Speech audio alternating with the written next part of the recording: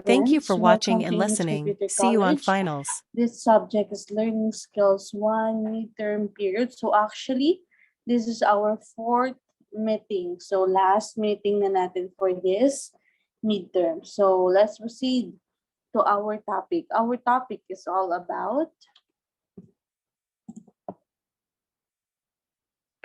speaking on the telephone. Paano ka nga ba makikipag-usap through telepono or cell phone?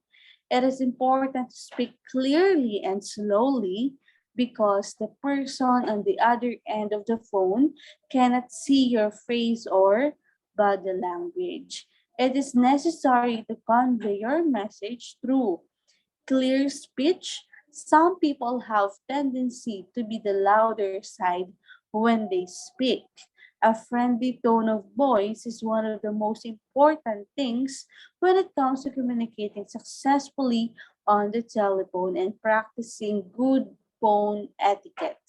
Practicing this tone of voice will help you when you need it most. So, paano nga ba tayo makikipag-usap through telepono or via cell phone, via telephone? Now, kailangan daw clearly and slowly.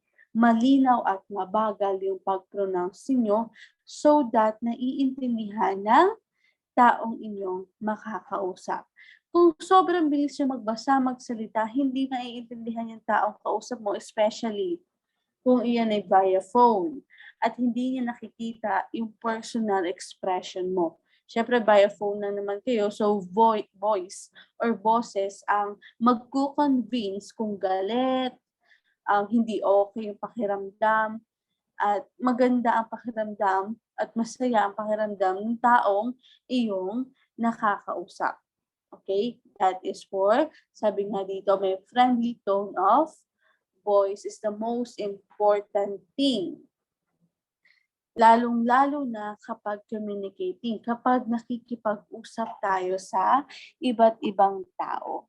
So how you can apply a tone of friendly voice, di ba? So meron kasi nga sabi dito, some people have tendency to be the louder side when they speak. So meron talagang mga tao na malalakas magsalita, which is, that is normal sa kanila. Okay? So now, let's proceed on how to elaborate more when it comes to speaking on the telephone. Okay, let's next the slide. There are several guiding principles for effective telephone communication. If you understand and adhere to this, you will on the way to perfecting your skills. So, meron akong hinanda sa inyo na several guiding para magawa or para magkaroon kayo ng effective telephone communication. Okay? So, saan nga ba mong ginagamit ang telephone communication? Like, for example, sa mga interviews, sa mga inquiries, so on and so forth, once you graduate and nakahanap kayo ng trabaho soonest and may experience niyo, especially sa mga nag-office or planong magtrabaho sa isang office, you will experience how to answer the telephone calls. Now, I have here several guiding for you to help yourself. Next, speak clearly and at a moderate pace into the receiver.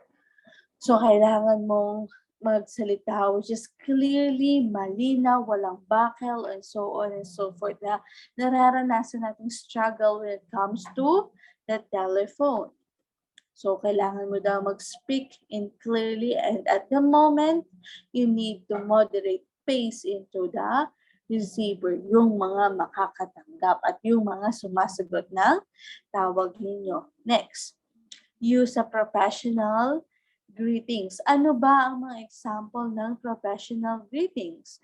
Like for example this, good morning ma'am and sir, how may I help you?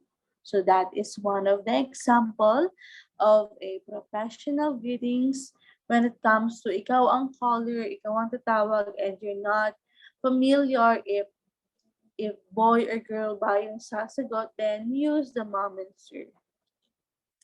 Next, have unnecessary materials ready for making a call. Find a quiet place if you're using a mobile. So, humanap ka ng lugar kung saan tahimik para walang naririnig yung taong kausap mo, especially kapag mobile ang gamit mo. Okay?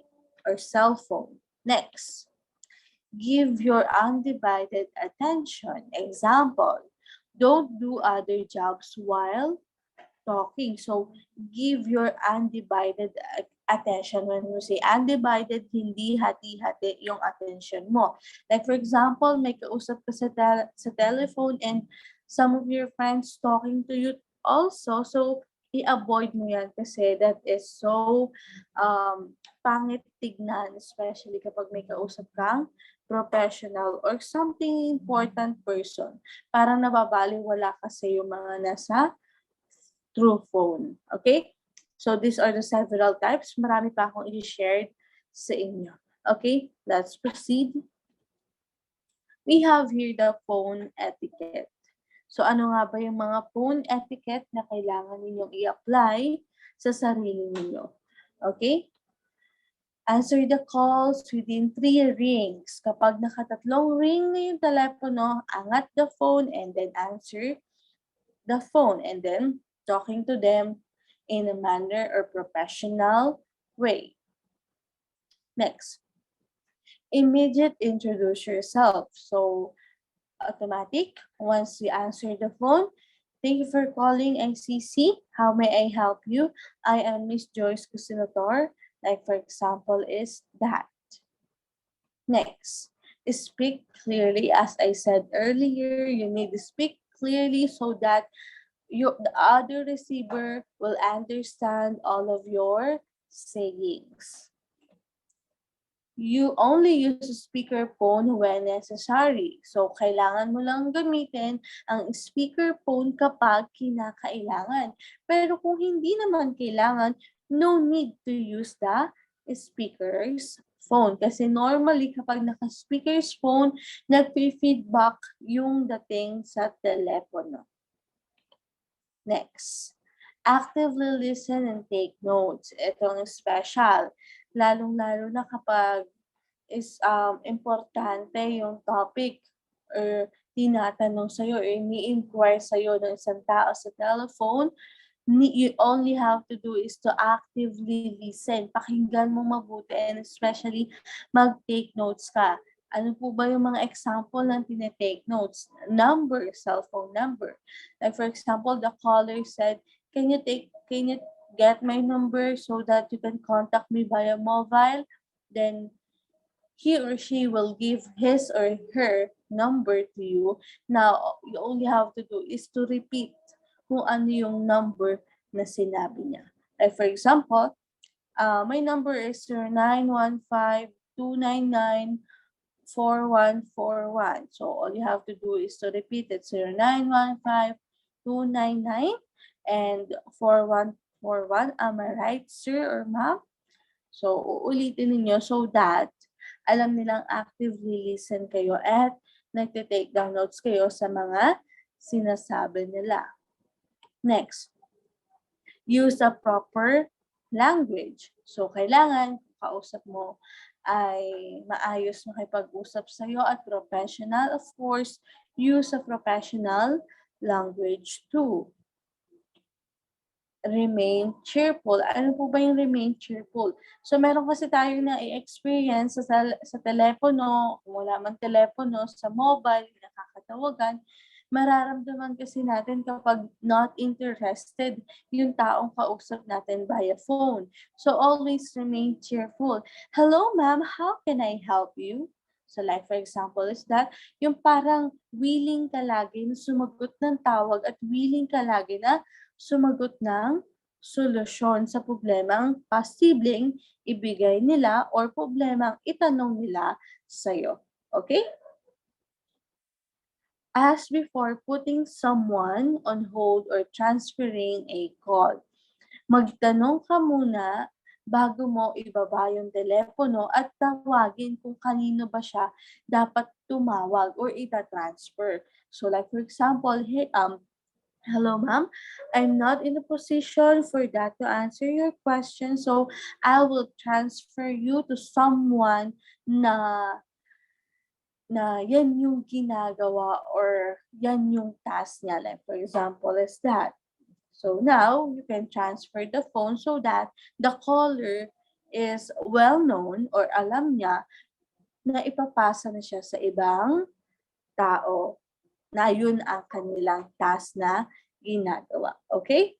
So that is the phone etiquette that you must apply to yourself para naman hindi kayo naiilang or hindi kayo or makabisado ninyo kung paano ginagawa or gawin yung mga phone etiquettes natin so that hindi kayo mangmang or wala kayong alam sa mga bagay na ito. So that tinuro ko sa inyo ang phone etiquette. Hopefully that you will apply this soon when you find a job na ito yung pinaka description. Okay? Next. What to say? Ano ba yung mga dapat mong sabihin? Kung kanina is phone etiquette, yung dapat mong i-apply. Ngayon naman is what to say. Ano nga ba yung dapat mong sabihin? First, identify yourself and your organization. So, ano po ba yung identify yourself and your organization? Of course, all you have to say lagi yung organization or company na kinakasangkupan mo. Like for example, hello, good morning. I'm Miss Joyce Guslatar. I'm from ICC Carmona branch. How can I help you? So that is the example of identify yourself and your organization. Next, use the person's name. So like for example, sinabi niya na sa telephone or sa call niya na, I'm Mr. Moldes. So this is my question. Now, kapag tatanungin mo siya, Mr. Moldes, can I ask a question regarding to your questions and so on and so forth and so on. So that is using the person's name. Always using the person's name, especially kapag binigay nila yung pangalan nila sa inyo so that may identity kayo sa kanila. Next, state the purpose of your call. Sabihin mo na agad kung ano yung purpose ng pagtawag mo sa kanila. Okay? Use positive language. Ano nga ba yung positive language? Meron ditong an example. One other option open to you is and not you have exhausted just about every option. Next, summarize follow-up action. So, paano mo isa-summarize? Example, as agreed.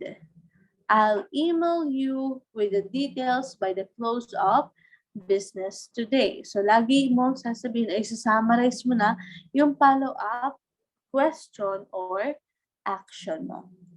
So, I will email you the details by the close of the business today. Next, end your call in a positive note and if appropriate, thank them for their time. Replace the receiver gently. Lagi mong i-end ang call mo with a positive note. When I say positive note, ito yung lagi kang mag-thank you for calling. Thank you for calling ICC and have a good day. God bless. Like for example is that. So lagi kayong magsasabi ng positive note para naman aware at mabaitan sa inyo yung mga receiver. So that is the way kasi kung paano nila kayo ma-appreciate. Okay? So these are the things you need to know for what to say. Ano yung mga dapat mong sabihin. So, I'm hoping that you naalala all of the tackles na sinabi ko for this. So, it will help you also soon. What to say. Next. How to listen while on the telephone. paano ka nga ba makikinig kapag nasa telephone ka na at you're not allowed to speak kasi may sinasabi pa si customer or si receiver? First, give your undivided attention. So sabi ko nga sa inyo kanina, undivided attention, hindi hati-hati. When you say undivided, nakafocus ka sa sinasabi ng taong kausap mo via telephone. Next, identify the key elements in a conversation which answer the purpose of your call or highlight issues. So, always give or always say the purpose bakit ka tumawag sa kanila.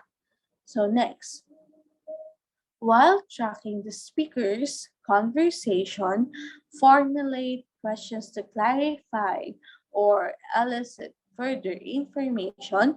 Don't let your mind wander onto unrelated subject. Okay? Next, summarize at irregular intervals, demonstrating you've listened and understood. Summarize, intindihin mabuti, and demonstrating kung ano yung mga naintindihan at naunawaan mo. Okay? Next, don't interrupt or finish sentences. Kunwari, tuloy-tuloy yung sinasabi ng kausap mo by telephone, huwag mong i-interrupt or huwag mong puputulin yung mga sinasabi nila, hayaan mo silang magsalita ng magsalita at magsalita ka lang once na nagtanong sila regarding sa mga sinasabi nila. At of course, sabihin mo yung tamang sagot at tamang opinion mo. And then, hayaan mo silang i-finish yung mga sentences nila or mga gusto nilang sabihin sa'yo or itanong sa'yo. Okay? This is how to listen while on the telephone. So, para lang tong kausap mo via personal eh. Yun nga lang, kapag personal mong kausap yung isang tao, makikita yung emosyon mo at body language na ipinapakita mo. So doon, kailangan para makita nilang attentive ka sa mga kinikwento nila, all you have to do is give your undivided attention. Kailangan mo rin namang ibigay yung undivided attention mo. Kunyari, ang kaibigan mo ay nakikipag-usap sa'yo ng masinsinan. So, yung mga pagsa-cellphone, panonood ng YouTube, pakikinig ng music, isang tabi mo siya. Okay? Kailangan mo maging attentive at good listener doon sa kausap mo, even though personal. Okay?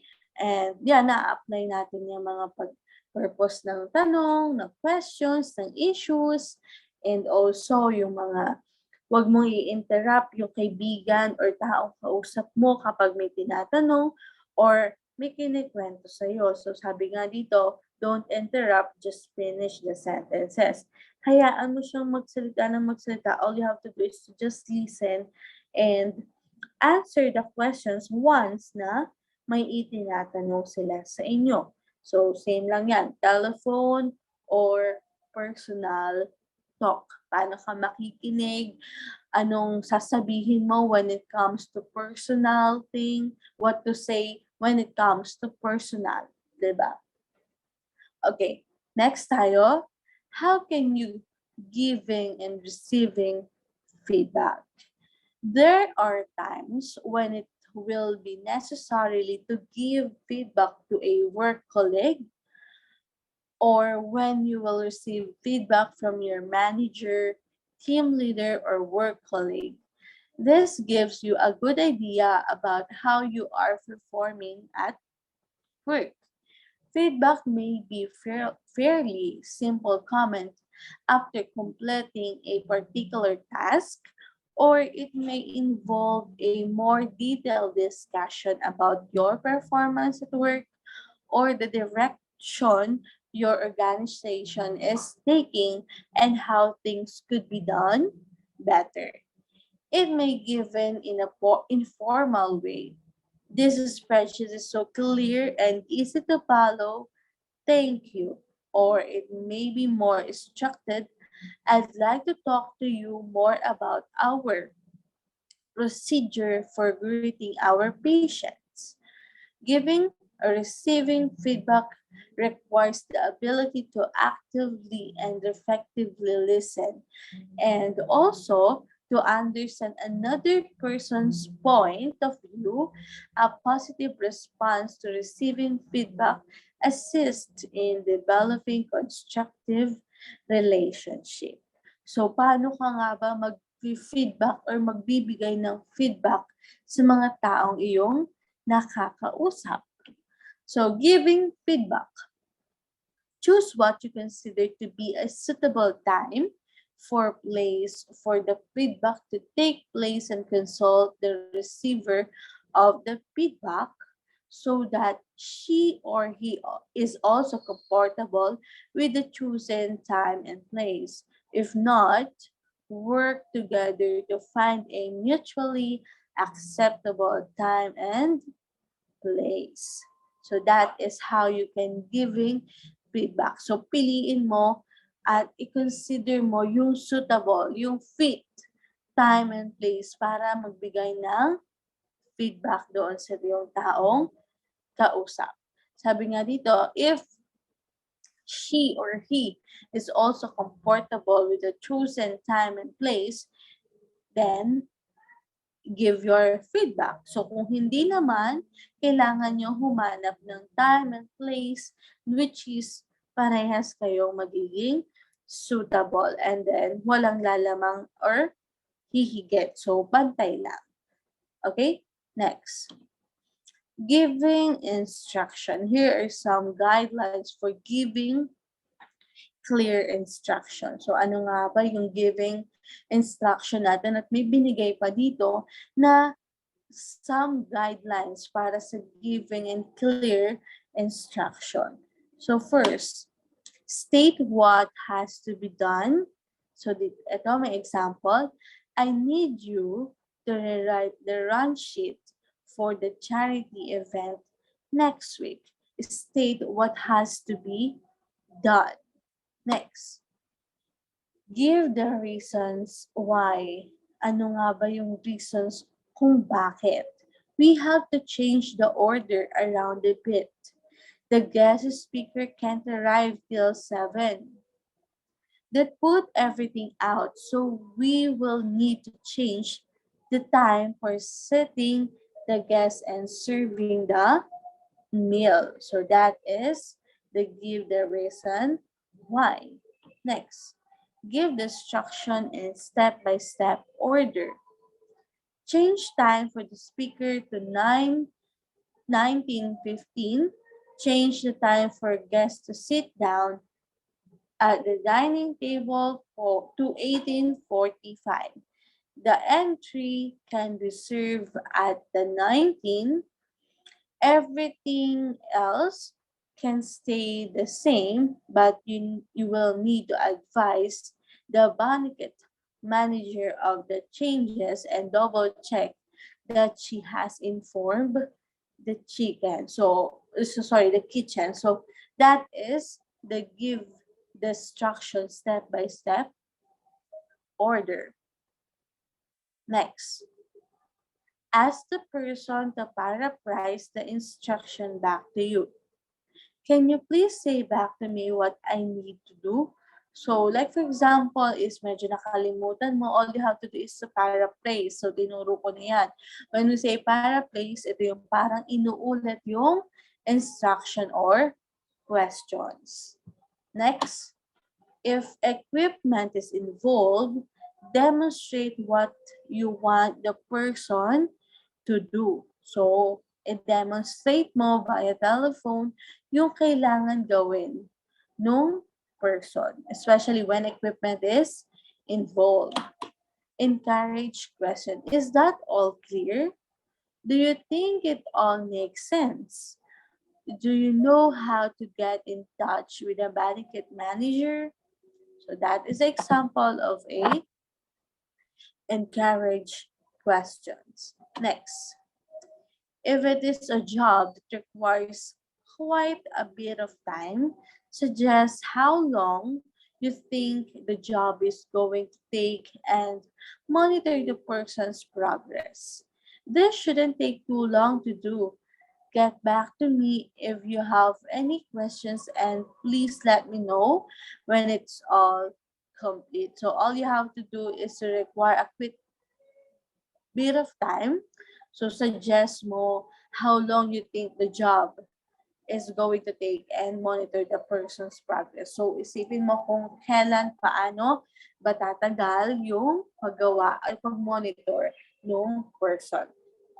Okay? This is the giving instruction, pagbibigay ng tamang instruction. Okay? When it comes to telephone calls.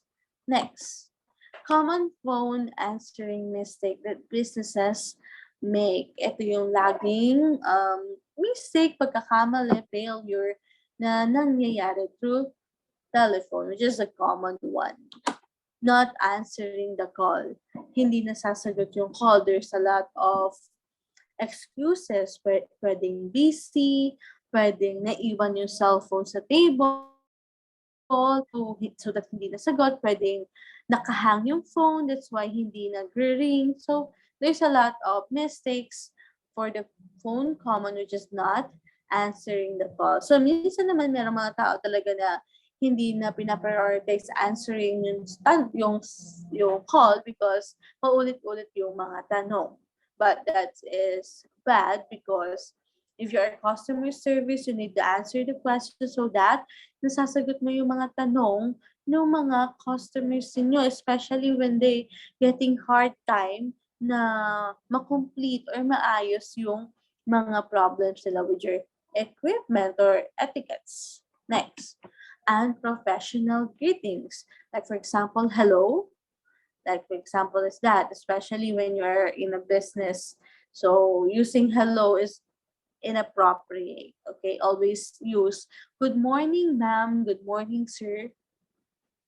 That is a professional greetings. Next, being too casual. When you say being too casual na even though hindi mo kilalang personalidad yung kausap mo, you're talking to them na like friendly lang na walang halong paggalang. So, unprofessional. So, iwasan natin yan. Keeping customer on hold. So, yung pinapabayaan mo lang na yung customer mo is nag-aantay through phone call. So, minsan kailangan mag-excuse, ma'am, can you wait for me for 5 minutes? I need to fix this, your problem. So, for example, is that. So, if hindi naman siya makapag-wait within 10 to 5 minutes, then tell to her or tell to him na, can you call ma'am around 5 to 15 minutes? I will fix some issues. Okay? Note student na keeping customers on hold is a mistake if there's not good reason. Next, collecting incorrect information. Yung tinatanong mo yung phone number, so sobrang divided ng attention mo, hindi mo na nakuha ng maayos. Kunyari sa internet, pinapakuha or binibigay sa'yo yung kanilang account number. So, because of divided ka at busy yung utak mo kung saan-saan, ngayon, maling impormasyon na pala yung nakuha mo at maling impormasyon na yung inaayos mo. Okay? So, always give a good attention. Next, invading responsibilities or responsibility. So, hindi mo na, hinahayaan mo na yung responsibilidad mo doon sa trabaho nakaatas sa iyo. Kaya hindi mo na ginagawa yung mga responsibilities mo when it comes to work. So these are the common phone answering mistake that businesses make. So sometimes hindi talaga maiiwasan yan, especially kung may ginagawa ka and biglang nag-ring yung telephone, napapasagot ka agad ng hello na out of your mind kasi nga busy ka and biglang may tumawag. So hindi talaga maiiwasan. But all you have to do is to say sorry and ask them in a professional and greet them in a professional way. Okay?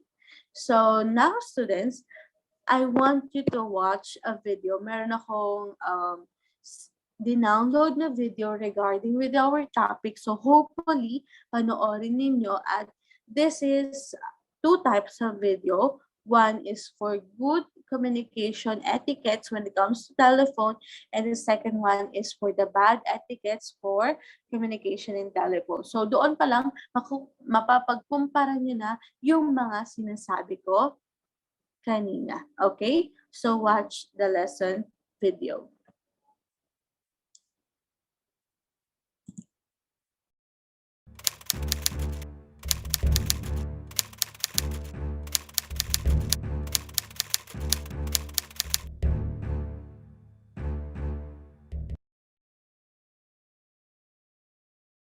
Yeah, you tell her to come for the movie tomorrow. I'll call you later. Yeah, I'm at work. Call me after duty hours, say 5 p.m. Hello, ICU. How may I help you? Can you tell me the... I'm so sorry, sir. Just 1 minute. Sisters, this is an external call. Could you please keep your noise levels down? I'm sorry for that, sir. What were you asking? Yes. Can you tell me the ICU visiting hours? Certainly, sir. They're from 5 p.m. to 7 p.m. Is there anything else? Yes.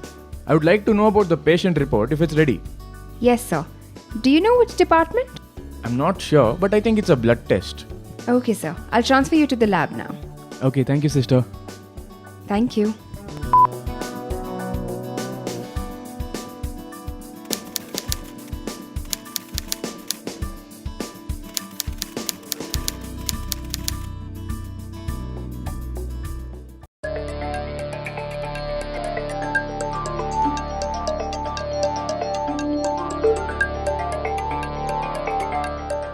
Yes, you tell her.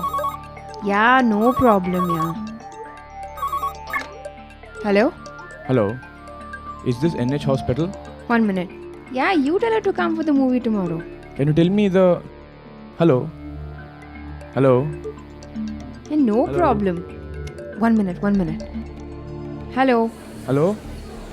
Hello? There's a lot of noise. Can you tell me the ICU visiting hours, please? 5 to 7. Hello? Hello? I would also like to know about the patient report. That is not this department. Hello? Yes, you tell Preeti to come for the movie, she'll like it.